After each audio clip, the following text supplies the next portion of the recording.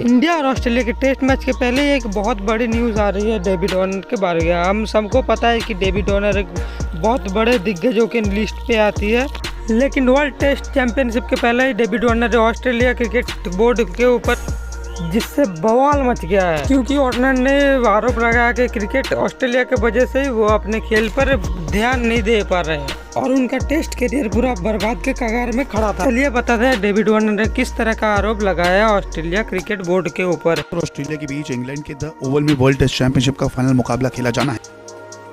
आज से पहले ऑस्ट्रेलिया क्रिकेट में भूकंप आ गया है, क्योंकि टीम के दिग्गज और स्टार बल्लेबाज डेविड वार्नर ने अपने बोर्ड पर आरोप लगाए हैं। अपने साथ बर्ताव पर वार्नर अब बोर्ड पर जमकर भड़के हैं। सिडनी हेराल्ड को दिए इंटरव्यू में वार्नर ने कहा कि जिस तरह से बोर्ड ने मेरी कप्तानी पर बैन के मामले पर काम किया है वो अपमानजनक है।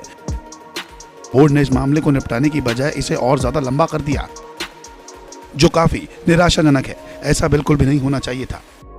दरअसल वार्नर पर साल 2018 में कप्तानी से आजीवन बैन कर दिया गया था। 2018 में सैंड पेपर गेट मामले पर वार्नर को सजा सुनाई गई थी। इस घटना में कैमरून बेनक्रॉफ्ट को गेंद पर कुछ रगड़ते हुए पाया गया था। इस पूरे मामले में यह पाया गया कि वो बॉल टेम्परिंग कर रहे थे। हालांकि क्रिकेट ऑस्ट्रेलिया ने अपने कोड ऑफ कंडक्ट में कुछ बदलाव किए थे, जिसके तहत वार्नर अपने ऊपर लगे बैन को हटाने की अपील करते रहे। हालांकि बोर्ड ने उनकी इस अपील पर अब तक पूरी तरीके से कोई फैसला नहीं सुनाया है, लेकिन साल 2018 में वार्नर पर कप्तानी से बैन लगा दिया गया था।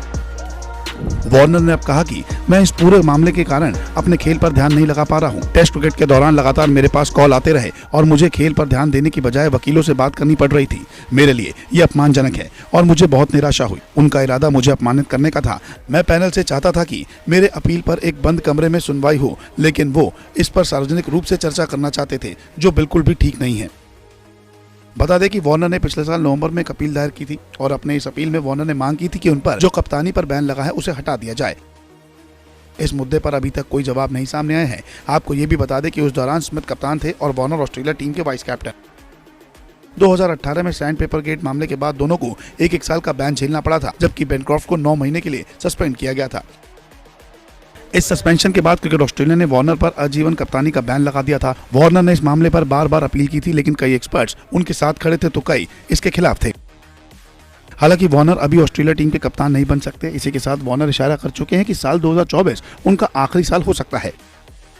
खैर, अब देखना होगा कि बोर्ड पर लगाए गए आरोपों से वार्नर के करियर पर अब कितना असर पड़ता है और क्या बोर्ड इस पर कोई जवाब देता है या फिर नहीं। देखने के लिए धन्यवाद। Thanks for watching.